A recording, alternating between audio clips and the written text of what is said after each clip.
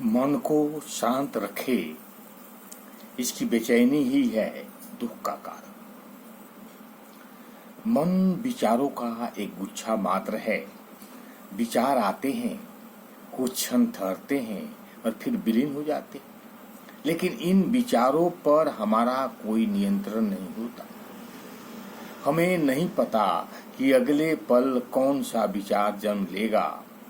जब बुरे विचार उठते हैं तो हम और अधिक पीड़ा अनुभव करते हैं। इस प्रकार हम अपने ही मन के बंदी बन जाते हैं। मन की स्वाभाविक प्रवृत्ति है अशांत रहना। विचारों की निरंतर धारा मन को बेचैन रखती है और यही बेचैनी हमारे दुखों का एक बड़ा कारण है।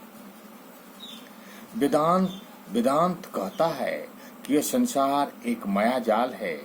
माया दो तरह से काम करती है।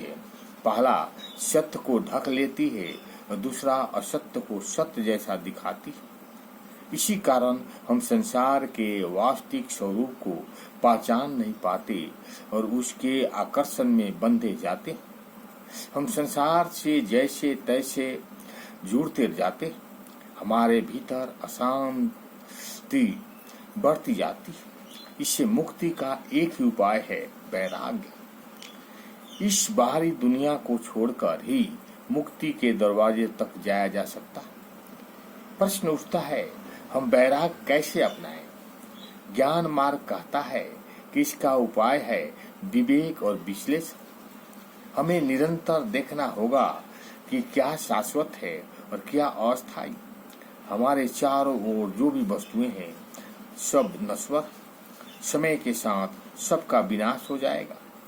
जब हम इस सत्य को गहराई से समझ लेते हैं तो अपने आप ही इन चीजों से मोह टूटने लगता है। मन को स्थिर रखने का दूसरा उपाय है ध्यान।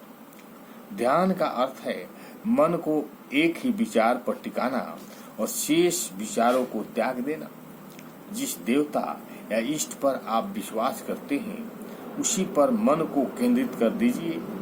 निरंतर उसी का चिंतन कीजिए।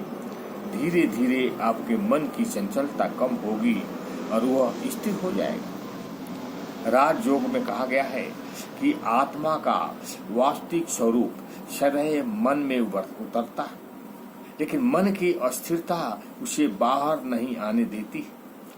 इसके लिए ध्यान जरूरी है। ध्यान ही मन को शांत रखता है। शांत रहकर ही हम अपने असली स्वरूप को पहचान सकते हैं।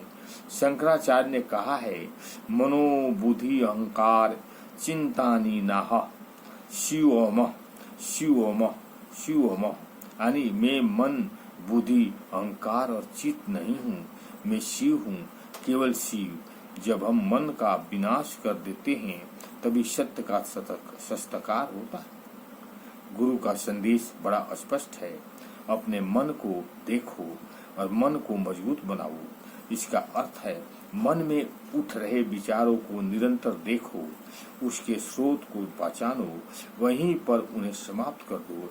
यही मन को जीतने का मार्ग। और जब मन की लहरें शांत हो जाती है तब आत्मा का निर्मल स्वरूप प्रकट होता है और तब अनुभव होता है, मन नहीं है, हम मन नहीं है, हम चैतन्य है, हम सत्य है। ओम शांति। अच्छा लगे तो लाइक करें और सब्सक्राइब करें।